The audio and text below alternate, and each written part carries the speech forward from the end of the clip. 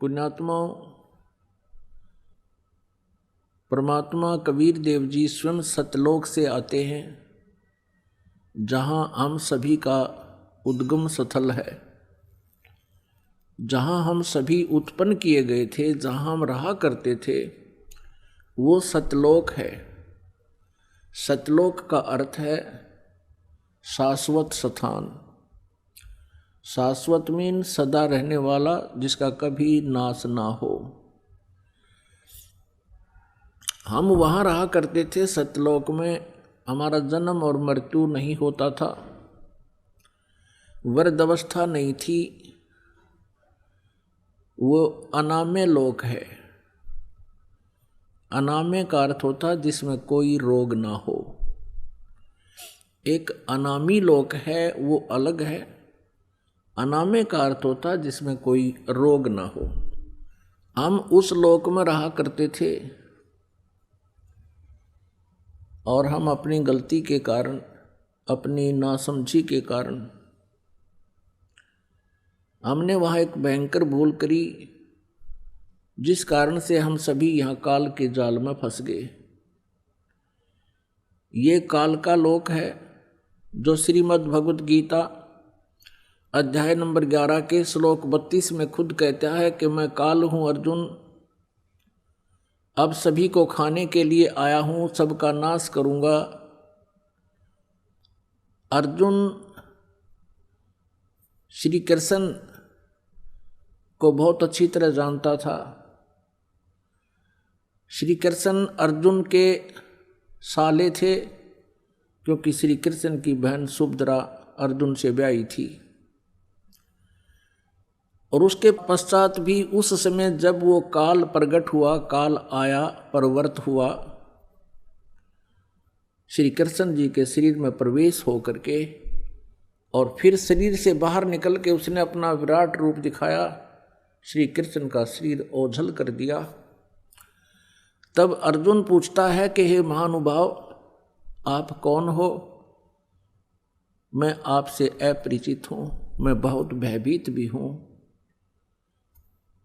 इससे सिद्ध है कि वहाँ वो श्री कृष्ण जी नहीं थे, काल था। वो काल बोल रहा था। श्रीमद् भगवद गीता जी का ज्ञान इस काल भगवान ने दिया है श्री कृष्ण जी के शरीर में प्रवेश करके। तो वो स्वयं कहता है कि मैं काल हूँ और अब प्रवृत्त हुआ हूँ। यदि श्री कृष्ण गीता जी का ज्ञान दे रहे होते तो ये शब्द प्रयोग नहीं करते और न ही अर्जुन को ये पूछने की आवश्यकता पड़ती आप कौन है। ये वो काल है जो प्रत्येक कार्य, प्रत्येक कर्म ये धोखे से करता है, प्रत्येक को मिसगाइड रखता है, किसी को भी सत्य से परिचित नहीं होने देता। और गीता जी अध्याय नंबर 4 के श्लोक 5 और 9 में ये खुद कहता है, अर्जुन तेरे और मेरे बहुत जन्म हो चुके हैं, तू नहीं जानता, मैं जानता हूँ। मेरे जन्म और कर्म अलौकिक हैं। इसके कर्म अलौकिक ऐसे हैं कि ये किसी को सच्चाई से परिचित नहीं होने देता, अपने वास्तविक रूप को कभी किसी के सामने प्रत्यक्ष नहीं करता। ये काल है जिसके लोक में हम फंस गए हैं। और ये स्वयं अर्जुन कह रहा है, क्योंकि वो श्री कृष्ण मान रहा था उनको, कह रहा है कि हे भगवान, आप तो देवताओं को भी खा रहे हो। 11वें अध्याय के 21वें श्लोक में आप ऋषियों को भी खा रहे हो और वो आपसे ही मंगल कामना कर रहे हैं, प्रार्थना कर रहे हैं अपनी सुरक्षा की, आप उन्हें भी खा रहे हो। कुछ आपकी दाढ़ों में लटके हुए हैं, सब के सब आपके मुख में समा रहे हैं। तो 11वें अध्याय के 32वें श्लोक में कहता है, अर्जुन मैं काल हूँ, मैं अब प्रवृत्त हुआ हूँ और तू ना युद्ध करेगा तो भी मैं इनको मार डालूंगा, मैंने इनको खाना है। तो ये लोक इस काल का है और यहाँ जन्म और मृत्यु कंपलसरी है।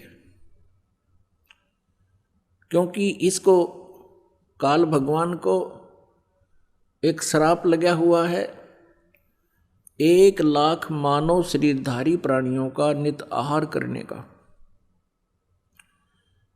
पुण्यात्माओं, जैसे ये स्थूल शरीर तो यहाँ रह जाता है, हम तो इसके काम लगे रहते हैं। कोई जमीन में गाड़ देता है, कोई सवा कर देता है, संस्कार कर देता है, जला देता है, कोई जल प्रवाह कर देता है, कोई वैसे जंगल में डाल देता है।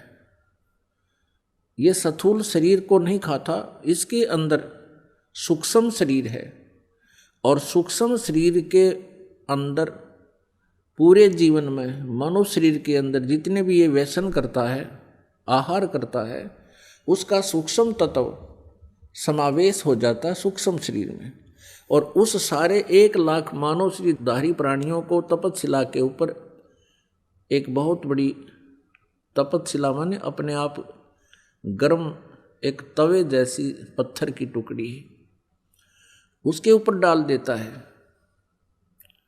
वो सब तक गर्म रहती है, बहुत बहुत गर्म होती है, और सभी प्राणियों को उसको ऊपर डाल देता है। फिर वो वहाँ प्राणी ऐसे तड़प तड़प कर जैसे खील भुन्या करें, ऐसे चटक पटक करते हैं, और वो मरते नहीं सूक्ष्म शरीर में, पीड़ा बहुत होती है।